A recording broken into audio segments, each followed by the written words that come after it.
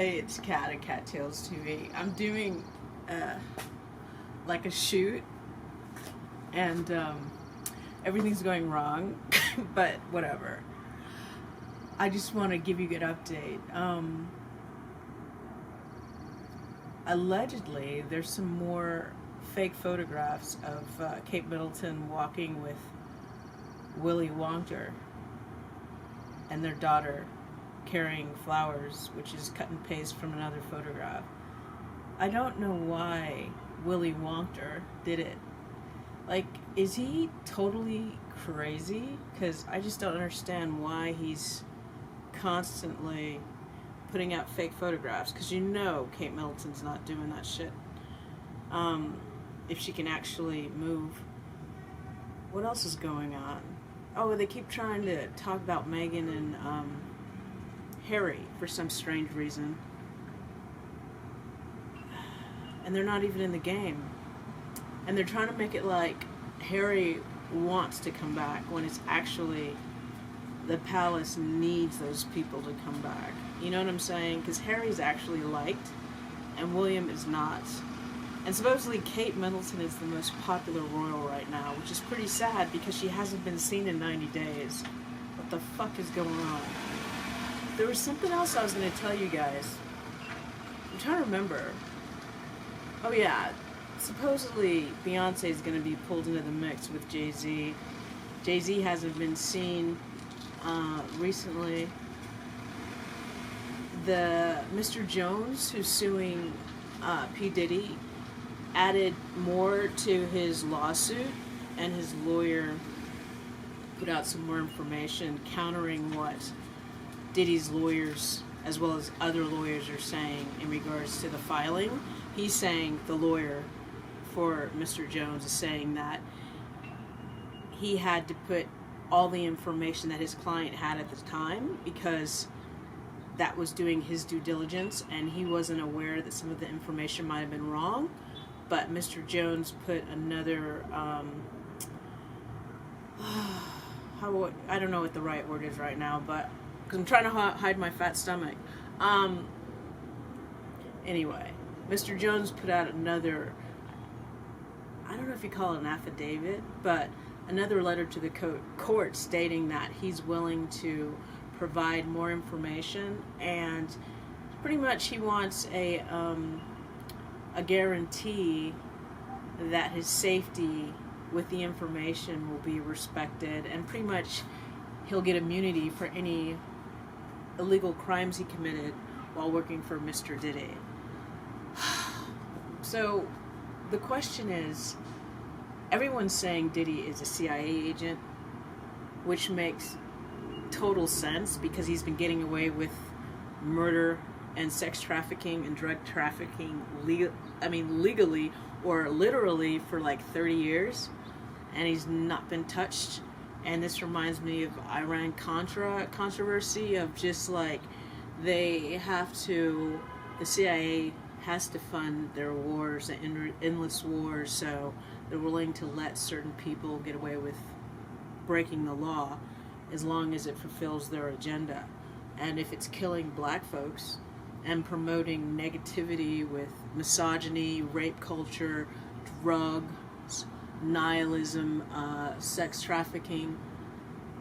Did I say guns? Yeah, and the Willie Lynch philosophy, they're good to go because drugs fuel war, and war fuels drugs, and people who sell drugs need guns, and it's a nasty, nasty thing. So, yeah, Diddy is possibly CIA, or the CIA and the FBI is just absolutely stupid because they let this man get away with stuff for so long, just like they did with Epstein.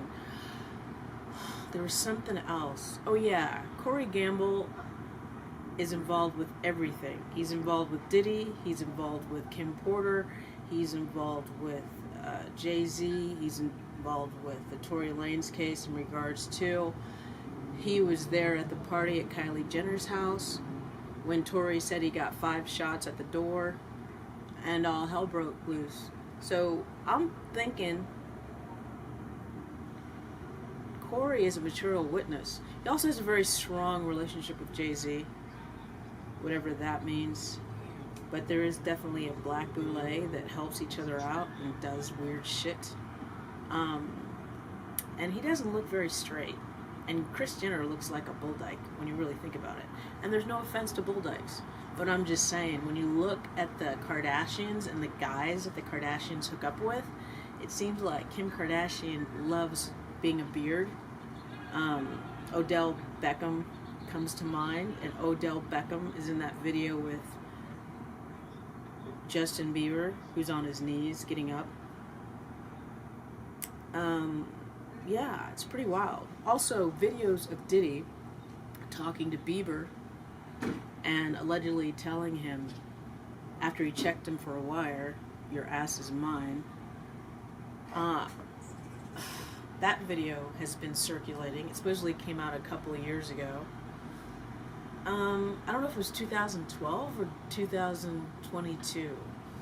But people are dropping all these very interesting videos, reminding us, oh, not to mention, there's a video I saw with Justin drunk, and it was the year he got the Bad Boy letter jacket, and he's wasted, he's touching himself like he's on Molly or ecstasy, and his pants are down by his knees, and of course Diddy in the Game is right there.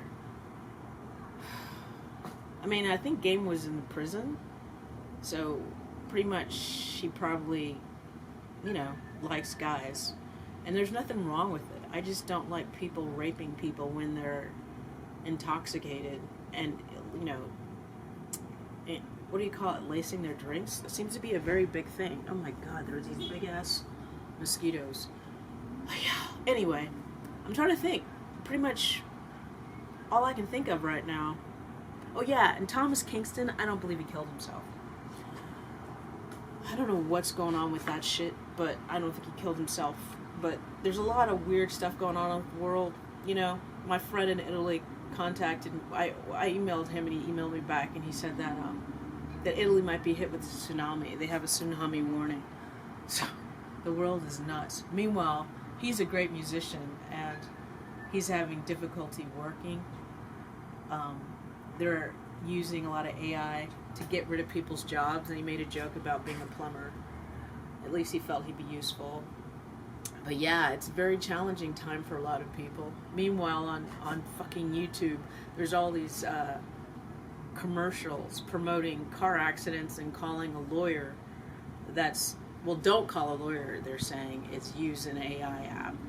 And then one of the chick who's the most annoying, oh my God, she's so annoying, and they constantly show her, and she's like, don't call an attorney, use this app, and AI is going to replace us eventually. Like, AI is better than us. I mean, she's literally like, how tone deaf can you be? You're doing a fucking commercial, and you're saying AI will replace us. What a fucking stupid bitch. And I'm sorry to say that, but that's how I feel. So anyway, that's pretty much what I can think about right now, but I didn't want to waste this great dress. Meanwhile, I got it on sale at one of my favorite stores, 260, in Beverly Hills, because they have sample sales, and this was really cheap. Like, I can't even tell you. I'm not going to tell you, but it looks good though. My butt looks good anyway. Yeah, so this is Kattalestv. Give me a like if you like, and subscribe if you haven't subscribed, and watch my other videos. Oh yeah, Jaguar Wright is spilling the tea with Storm Monroe. I just saw a video today, which is the 10th. If you haven't seen it, go to Storm Monroe's website and watch that interview with Jaguar. Jaguar told the truth for years, and people thought she was crazy, and that's what's really sad. There's so much abuse going on. And people don't take the people that are victims seriously, and they make fun of them. Oh, and I just want to say, when I was in LA for a while, and I was working and auditioning and trying to, make it on my own, I had so many black women especially make fun of me because I was paying my own rent, and it really disturbed me. Because they were just don't know. They were just so obnoxious about it, and it was years ago, and fast forward, during the Tory Lanez case, I was dealing with Milagro, trying to see if all of us could work together and make a plan to try to help Tory, and all I got out of her for the most part was laughing at me for crying in the court, and then also making fun of me because I was complaining that YouTube was demonetizing my videos. I just want to say, I despise people who make fun of people who actually work and actually don't sell their ass or their soul and actually help people and actually care about other people. I shouldn't say despise. I feel sorry for them because they don't have empathy, and they just don't understand what it's like to work in this town when you're not a whore.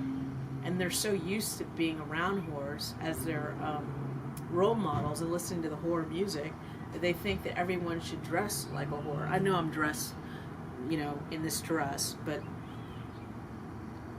it goes down, let me see if you can see. It goes down really far. It goes down past my knees. But anyway, what I'm trying to say is there's a difference of a woman who is intelligent, who has self-respect, and who dresses appropriately to court, and also works multiple jobs to pay her bills and doesn't use men or let men use her.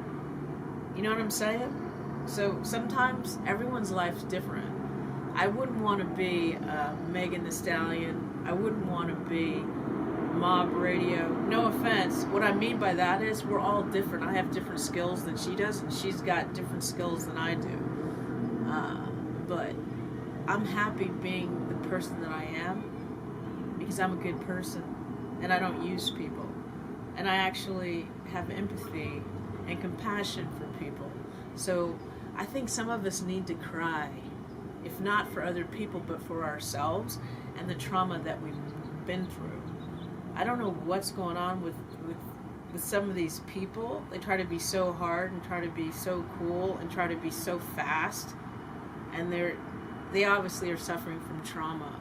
One of my friends had a great conversation with me at the beach, and he made me realize something, that the guy that lied to me or didn't divulge he was in a relationship and that he'd been married before, it made me think, wow, what kind of upbringing did he have to where he thought he was justified to be a liar and to hurt somebody and to not care about somebody's feelings and not to be able to say, I'm sorry, and make amends, and then hoover me for over a year and try to be around me. That's a very ill person.